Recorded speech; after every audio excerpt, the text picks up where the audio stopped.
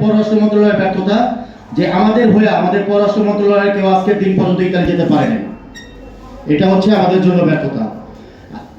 আমরা কয়েকবার আন্দোলন মানববন্ধন করেছি, তার মধ্যে উল্লেখযোগ্য হচ্ছে 9 সেপ্টেম্বর 2024 সালে।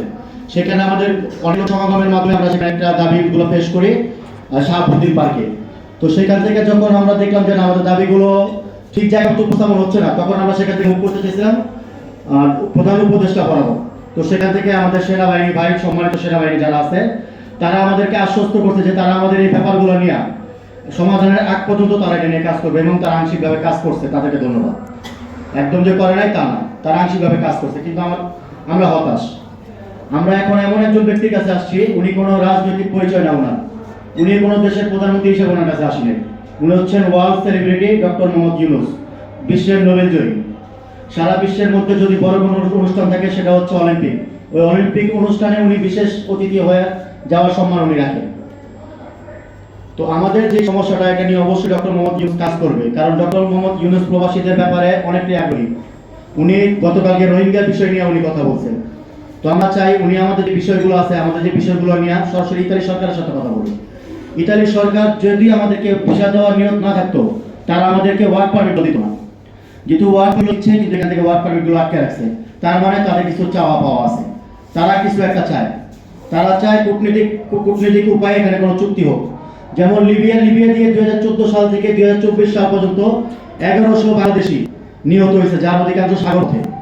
কিন্তু এটা নিয়ে আমরা খুবই অনীহা প্রকাশ করছি। আমাদের এখান থেকে অবহেলিত, আমরা এমন কোনো দাও চক্রকে ধরতে পারি না যার কারণে যারা অবৈধভাবে যাচ্ছে তাদেরকে তারা চিহ্নিত করতে পারে। তো অবশ্যই ভাই, অবৈধভাবে যারা যাচ্ছে এটা যদি রোধ করা যায়, অবশ্যই আমরা বৈধভাবে যারা আছি আমাদের জন্য এটার পথটা আরো প্রশস্ত হবে। তো আমরা চাই ডক্টর মোহাম্মদ ইউনূস আমাদের এই ব্যাপারটা নিয়ে রিকোয়েস্ট করুন, কারণ একটা ভিসা দেওয়া না দেওয়া একটা দেশের অভ্যন্তরীণ বিষয়, সেটা তাকে কখনোই সে জোর দিতে পারবে না, তবে উনি অনুরোধ করতে পারবে। এবং ডক্টর মোহাম্মদ ইউনূস সে অনুরোধটা করলে আমরা জানি সে অনুরোধটা তারা রাখবে। পররাষ্ট্রমন্ত্রী মহোদয় বলছে 20,000 পাসপোর্ট ডিসেম্বরের ভিতরে দিবে, এটা একটু বলেন। হ্যাঁ, আমরা 9 সেপ্টেম্বর যে মানববন্ধনটা করছিলাম, সেখানে আমাদের পররাষ্ট্র মহোদয় ওনারা আমাদেরকে আশ্বস্ত করছিল যে ডিসেম্বরের মধ্যে 20,000 পাসপোর্ট তারা ভিসা সহ ডেলিভারি দিবে। যা আপনারা প্রথম সারির যে গণমাধ্যমগুলো আছে সেখানে ইন্টারনেটে সার্চ করে এখনো পাবেন। উনি বলছিল 20,000 পাসপোর্ট আমাদেরকে ভিসা সহ ডেলিভারি দিবে, কিন্তু আমাদেরকে 20,000 পাসপোর্ট দূরে থাক 2,000 ভিসা পর্যন্ত তারা প্রদান করতে পারে। তো আমরা এই ব্যর্থ পররাষ্ট্র মহোদয়ের উপর ভরসা রাখতে পারি না। এই পররাষ্ট্র মহোদয় যদি দ্বিতীয়বার আমাদেরকে কোনো আশ্বস্ত করে, আমরা তাদের উপর আর কোনো ভরসা রাখবো না। আমরা যদি কারো উপর আশ্বস্ত রাখতে পারি, সেটা হচ্ছে যে আমাদের world celebrity doctor Mohammad Yunus সাহেব, উনি যদি নিজের পক্ষে আমাদেরকে কোনো আশ্বস্ত করে তবে আমরা আশ্বস্ত হব। কারণ আমি জানি এটার এই সমস্যা সমাধানের জন্য শুধুমাত্র ডক্টর মোহাম্মদ ইউনূস ছাড়া আর কেউ নাই আমাদের এটা সমাধান করার জন্য। আগামী 7 দিন আলটিমেটাম দিয়ে দেন, আগামী 7 দিন বৃহৎ আকারে নামবো, পররাষ্ট্রমন্ত্রীর পদত্যাগ এবং আমরা সবগুলো কেন দিব। ঠিক। তো এখন আমাদের এখানে যে সংবাদ মাধ্যমের আমরা যে আয়োজনটা করছি, এটা সংবাদ মাধ্যমের আয়োজনটা আমাদের 60,000 ভুক্তভোগীর পক্ষ থেকে আছে। এখানে 60,000 ভুক্তভোগী আসে নাই, কারণ তাদেরকে আমরা আজকে নিষেধ করছি, যেহেতু রমজান মাস, এখানে আমাদের এত স্পেসিফিক নাই আসার জন্য। তো তারা কিন্তু ভাই এখানে তারা ধৈর্য হারা হয়ে গেছে।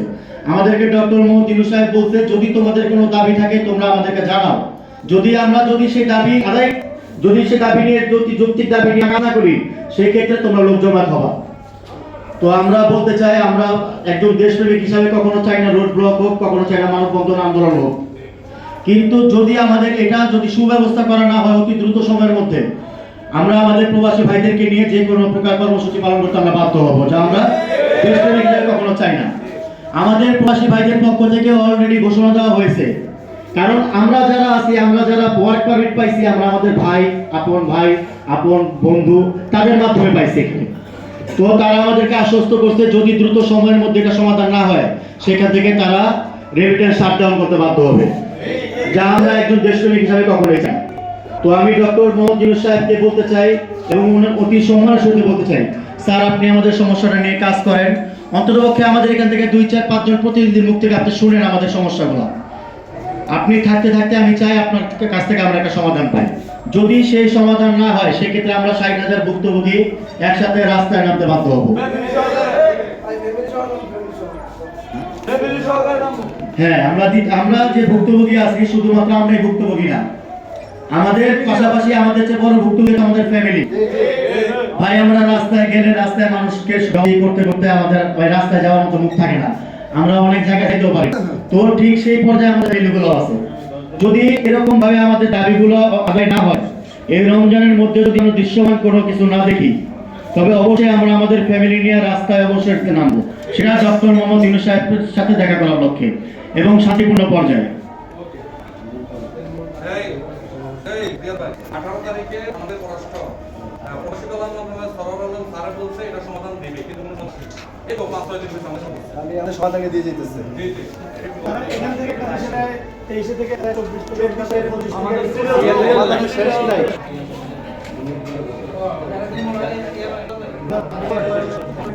তো আমাদের এখানে আসার যে মূল দাবিগুলো, যদি আমাদের এই প্রত্যাশা পূরণ না হয়, সেক্ষেত্রে আমাদের মূল দাবি থাকবে অতি দ্রুত ডক্টর মোহাম্মদ ইউনূস স্যার উপস্থিতি ইতালি অফিসে ক্যাম্প জানাতে হবে এবং অনুরোধ করতে হবে যেন অতি দ্রুত 2 সাল শুরু করে এই পর্যায়ে একটা ভেতর যত পাসপোর্ট ভুক্তভোগী এবং অ্যাপয়েন্টমেন্ট ভুগি আছে তাদের সকলের সমস্যার সমাধান করার লক্ষ্যে সমান কার্যক্রম তারা হাতে নেয়।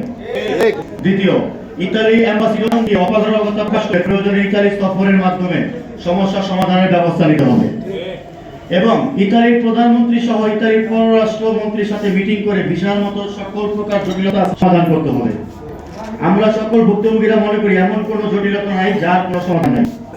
এই কূটনৈতিক সমস্যা কূটনৈতিকভাবে সমাধান করা সম্ভব, দরকার সমাধানের জন্য সঠিক উদ্যোগ গ্রহণ করা।